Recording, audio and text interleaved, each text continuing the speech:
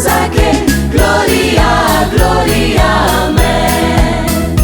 nueli nueli terakawansikani pamu nueli nueli terakawanatijanunu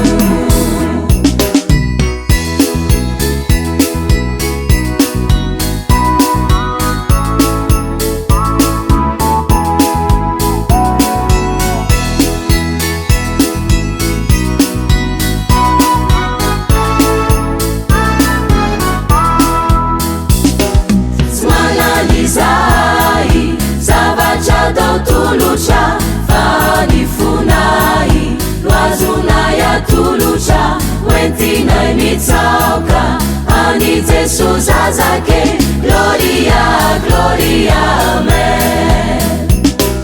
zmanani zai zavachadao tulucha fanifunai lwazunaya tulucha wentinai mitsauka ani Jesu zazake gloria